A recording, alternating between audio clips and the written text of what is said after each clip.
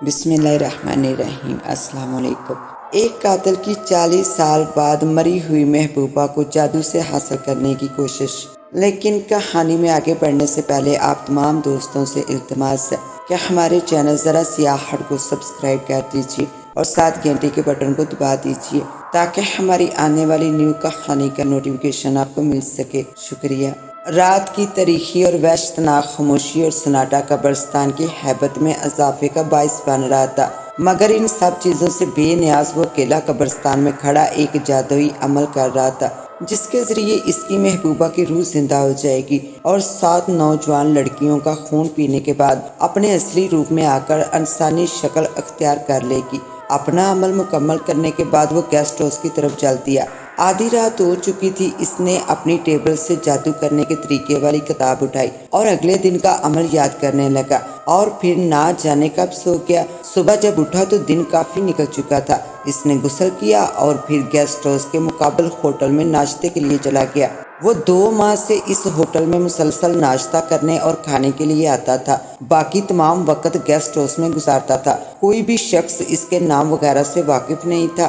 Waiter کئی مرتبہ اس سے نام پوچھ چکا تھا، مگر آج اس کے پوچھنے پر اس نے ویٹر کو سامنے بیٹھنے کو کہا۔ وہ ہمیشہ ویٹر کو گھور دیا کرتا تھا، آج اس نے ویٹر کو سامنے بیٹھنے کی ہدایت کی، اس لیے ویٹر بہت حیران ہوا اور وہ جھجکتے ہوئے سامنے بیٹھ گیا۔ میرا نام فہیم الدین ہے، غریب گھرانے میں پیدا ہوا جس کی وجہ سے زیادہ تعلیم بھی حاصل نہ کر سکا۔ کہیں ملازمت یا کام نہ ملنے کی وجہ سے گھر میں فاقے ہونے لگے۔ بوڑھے ماں باپ بیماری اور فاقہ کشی کی وجہ سے موت سے پہلے مر گئے۔ میں حالات کے ہاتھوں تنگ آ کر چور بن گیا، پھر ڈاکو، پھر کرائے کا قاتل۔ کرایہ لے کر کسی کو بھی معمولی سا بہانہ بنا کر قتل کر دیتا تھا۔ ایک روز میں نشے میں دھت سڑک پر ٹہل رہا تھا کہ اچانک میں نے ایک خوبصورت لڑکی کو دیکھا۔ سڑک کے دونوں طرف کے لوگ اسے گور گور کر دیکھ رہے تھے، مگر وہ ان سب باتوں سے بے نیاز تیزی سے چلتی ہوئی ایک بڑی سی کوٹھی میں داخل ہو گئی۔ میں پہلے ہی نظر میں اس کا دیوانہ ہو چکا تھا۔ ناشتہ ختم ہو چکا تھا۔ فہیم الدین نے رومال جیب سے نکالا اور ہاتھ صاف کرنے لگا۔ ویٹر کو اس کے سامنے بیٹھا دیکھ کر بہت سے لوگ اس کی طرف متوجہ تھے۔ ہاتھ صاف کرنے کے بعد اس نے جیب سے پیسے نکال کر بل اور ویٹر کی ٹپ ادا کی اور یہ کہہ کر گیسٹ ہاؤس کی طرف چل دیا۔ میں کل جب ناشتہ کرنے آؤں گا تو تمہیں اپنی بقیہ داستان سناؤں گا۔ آدھی رات کو وہ دوبارہ قبرستان کی طرف چل دیا۔ اس کے ہاتھوں میں ایک خنجر اور کالی ڈوری تھی۔ قبرستان پہنچ کر وہ سیدھا اپنی محبوبہ کی قبر پر گیا اور اسے بائیں طرف سے کھودنا شروع کر دیا۔ 2 چھوٹے چھوٹے گڑھے کھودنے کے بعد اس نے کالی ڈوری اور خنجر کو ان گڑھوں میں دفنایا، پھر قبر کے سامنے انگلی سے دائرہ لگایا اور دونوں ہاتھ سر پر رکھ کر جادوئی منتر پڑھنے لگا۔ یکا یک قبر پھٹی اور ایک بھیانک بدروح نکل کر فہیم الدین کی طرف بڑھی۔ وہ خوف سے کانپنے لگا، مگر پھر اس نے خود کو سنبھال لیا۔ وہ جانتا تھا کہ بدروح دائرے میں داخل نہیں ہو سکتی۔ بدروح نے اسے دائرے سے باہر لانے کی بہت کوشش کی، اسے دولت کا لالچ دیا اور کہا کہ میں تمہاری محبوبہ کو ابھی زندہ کر دوں گی، مگر وہ کسی طرح بھی اسے دائرے سے باہر نہ لا سکی اور واپس قبر میں چلی گئی اور قبر پھر سے بند ہو گئی۔ فہیم الدین دائرے میں بیٹھ کر صبح ہونے کا انتظار کرنے لگا۔ صبح ہوتے ہی وہ جادو کے مخصوص الفاظ کی ادائیگی کے بعد دائرے سے باہر نکل آیا۔ اب وہ تیزی سے گیسٹ ہاؤس کی طرف جا رہا تھا۔ وہ اپنے کمرے میں آیا اور کتاب کھول کر میز پر رکھ دی۔ کتاب پر آخری صفحے کی تحریر نظر آ رہی تھی۔ بائیں طرف کے صفحے پر تحریر تھا: آج کی رات عمل کی آخری رات ہے، آج عامل کامیابی حاصل کرے گا، اس کی مطلوبہ روح 40 برس کی مدت کے لیے زندہ ہو جائے گی، مگر عامل اسے قبر سے باہر لانے کے لیے قبر پر 100 خونی چراغ جلائے گا۔ یہ خون عامل کے بائیں ہاتھ کا ہونا چاہیے۔ قبر کے سامنے دائرہ لگا کر معمول کی طرح جادوئی الفاظ کہنے ہوں گے اور پھر روح کے زندہ ہوتے ہی آنکھیں بند کر کے صبح کا انتظار کرنا ہوگا۔ دائیں طرف کے صفحے پر ایک قبر کی تصویر تھی جس پر روح بنی ہوئی تھی اور نیچے تحریر پر درج تھا: قبر کے دائیں طرف ایک لاش رکھنا ضروری ہے جو ایک جوان لڑکی کی ہو تاکہ روح زندہ ہونے کے بعد اس میں چھپ جائے اور بآسانی جوان لڑکیوں کو قتل کر کے اپنا اصلی روپ دھار لے۔ کسی قسم کی غلطی کی صورت میں روح زندہ ہوتے ہی عامل کو مار دے گی۔ وہ دوبارہ اپنے کمرے میں داخل ہوا، کتاب کو مزید غور سے پڑھنے کے بعد ہوٹل آیا، ویٹر کھانا لے آیا اور اس کے سامنے بیٹھ گیا۔ اب تک وہ فہیم الدین کی طبیعت سے واقف ہو چکا تھا، اس لیے اس کے صبح نہ آنے کی وجہ پوچھے بغیر اس سے کہا، سر آپ نے کہا تھا کہ میں… ہاں ٹھیک ہے، فہیم الدین بات کاٹتے ہوئے بولا، ابھی سناتا ہوں، اور پھر اپنی کہانی سنانے لگا۔ اس لڑکی کا نام فرحت تھا اور وہ شہر کے ایک بڑے بزنس مین سیٹھ خیر الدین کی بیٹی تھی۔ ہم دونوں بہت جلد ایک دوسرے سے محبت کرنے لگے۔ پھر ایک دن میں سیٹھ خیر الدین سے اپنی اور فرحت کی شادی کی بات کرنے گیا، مگر میں تو ایک قاتل تھا، ڈاکو تھا، وحشی تھا، درندہ تھا، میرے پاس میری کوئی خاص پہچان بھی نہ تھی۔ سیٹھ خیر الدین نے یہ کہہ کر انکار کر دیا کہ اس کی بیٹی کے لیے رشتوں کی کوئی کمی نہیں، اور مجھ جیسے لاوارث شخص کو اپنی بیٹی کا ہاتھ نہیں دے سکتا جس کے خاندان کا کچھ پتہ نہیں۔ نہ جانے کس مگر اس وقت تک میں اسے خنجر مار چکا تھا، وہ میرے ہاتھوں قتل ہو گیا تھا اور میں قتل کے جرم میں گرفتار ہو گیا، مجھے عمر قید ہو گئی۔ میں جیل جا کر سدھر گیا، میں نے تمام برائیوں کو ترک کر دینے کا فیصلہ کیا، مگر اب دیر ہو چکی تھی، مجھے تمام عمر یہی رہنا تھا، اس لیے میں نے اپنی تمام عادتیں بدل لی اور پھر 40 سال قید کاٹ کر میں رہا ہو گیا۔ اب میں گیسٹ ہاؤس کو چلا رہا ہوں۔ یہ گیسٹ ہاؤس میں نے 2 ماہ پہلے خریدا تھا۔ چند دن بعد میں اور فرحت مل کر اس کا افتتاح کریں گے۔ فرحت تو زندہ تھی، پھر آپ اسے زندہ کرنے کی کیا باتیں کر رہے ہیں؟ ویٹر نے سوال کیا۔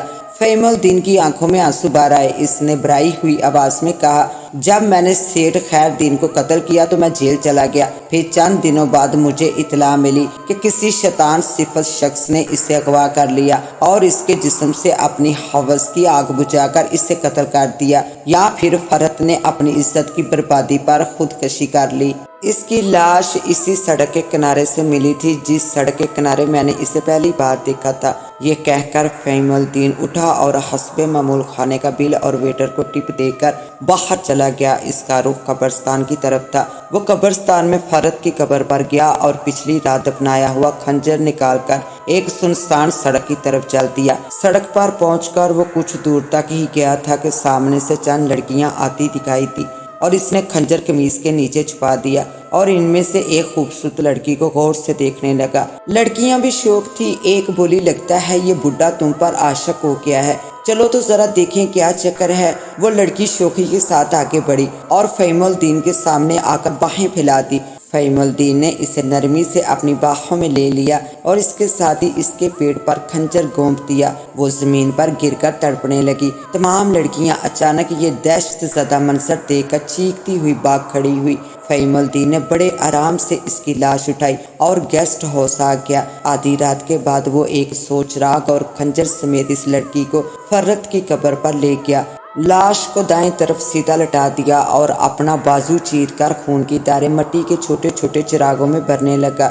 اب اس نے چراغوں میں پڑی بتیوں کو آگ دکھانے کے لیے جیب ٹٹولی تو وہاں ماچس نہ تھی۔ اسے یاد آیا کہ گیسٹ ہاؤس میں لڑکی کی لاش اٹھاتے وقت ماچس اس کی جیب سے گری تھی۔ اس نے ایک نظر لاش پر ڈالی اور پھر چراغوں کی طرف دیکھتے ہوئے دوسرے لمحے گیسٹ ہاؤس کی طرف دوڑ لگا دی کہ اسے آدھی رات کو عمل شروع کرنا تھا۔ وہ جانتا تھا کہ اب اگر اسے دیر ہو گئی تو نہ وہ فرحت کو زندہ کر پائے گا اور نہ خود زندہ بچ سکے گا، کیونکہ عمل کی ناکامی کی صورت میں روحیں اسے قتل کر دیں گی جنہیں عمل کے دوران اس نے مختلف طرح سے اذیت پہنچائی تھی۔ اس نے گیسٹ ہاؤس کا گیٹ کھولنے کے لیے جیب میں ہاتھ ڈالا تو یہاں چابیاں بھی غائب تھی۔ یقیناً چابیاں کہیں گر گئی تھی۔ اس نے اپنے ارد گرد نگاہ دوڑائی مگر چابیاں نظر نہ آئی۔ اس کے ذہن میں خیال آیا کہ واپس قبرستان کے راستے میں تلاش کرے، مگر پھر اس نے سوچا اس پر اسرار اور اندھیری رات میں بھلا اسے چابیاں کہاں نظر آئیں گی۔ اس کی چند ہی ضربوں سے تالا ٹوٹ گیا۔ اس نے کمرے کا تالا بھی اسی طرح توڑا، دوڑ کر سامنے پڑا بڑا سا پتھر اٹھا کر پوری قوت سے تالے پر دے مارا۔ تالا بھی شاید اسی انتظار میں تھا، در سے کھل گیا۔ وہ تیزی سے کمرے میں گیا، ماچس اٹھائی اور پھر قبرستان کی طرف بجلی سی سرایت کے ساتھ دوڑ لگا دی، اور جب وہ ہانپتا کانپتا قبرستان پہنچا تو اس کی تو جان ہی نکل گئی۔ ایک کتا جوان سالہ لڑکی کی لاش کو جھنجھوڑ رہا تھا۔ اس نے اچھل کر کتے کو لات دے ماری اور رات کے سناٹے کو اپنی چاؤں چاؤں سے چیرتا ہوا بھاگ نکلا۔ اب اس نے چراغ جلایا اور اپنے ارد گرد حصار کھینچ کر اس میں کھڑا ہو کر منتر پڑھنے لگا۔ جو ہی اس نے منتر شروع کیا، چند قبریں پھٹنا شروع ہو گئی اور اس میں لاشیں نکل کر فہیم الدین کی طرف بڑھی، لیکن حصار کے قریب آ کر بھسم ہو گئی۔ فہیم الدین کے سر پر تو ایک ہی بھوت سوار تھا، اس نے فرد کو زندہ کرنا ہے۔ پھر چند قبریں اور پھٹی، اس میں سے جو لاشیں نکلی وہ تازہ لاش کی طرف بڑھی۔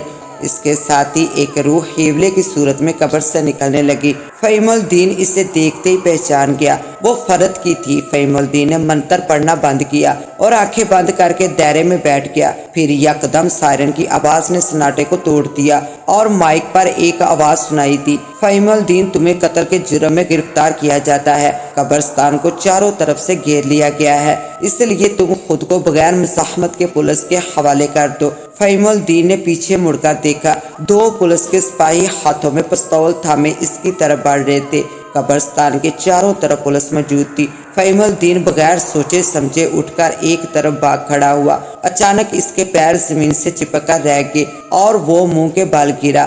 اس نے اٹھ کر پھر بھاگنے کی کوشش کی، مگر اس کے پاؤں اتنے بھاری ہو گئے تھے کہ وہ پوری کوشش کے باوجود قدم نہ اٹھا سکا۔ اس نے خوف سے کانپتے ہوئے پیچھے مڑ کر دیکھا، وہاں پولیس کا نام و نشان بھی نہ تھا۔ اسے یہ دیکھ کر بہت حیرت ہوئی، مگر پھر اسے ایسا لگا جیسے اس کا گلا گھونٹا جا رہا ہو۔ پھر اسے ایک لمحے کے لیے فرد کی روح ہیولے کی صورت میں دکھائی دی۔ اب وہ جان چکا تھا کہ اس سے ایک غلطی سرزد ہو چکی ہے، مگر اب کچھ نہیں کیا جا سکتا تھا۔ اور پھر آہستہ آہستہ وہ موت کی آغوش میں چلا گیا۔ ایک ماچس کی غلطی اس کے لیے موت ثابت ہوئی۔ اس کے ساتھ ہی اب مجھے دے اجازت، ملتے ہیں انشاءاللہ ایک نیو کہانی کے ساتھ۔ تب تک کے لیے اللہ نگہبان۔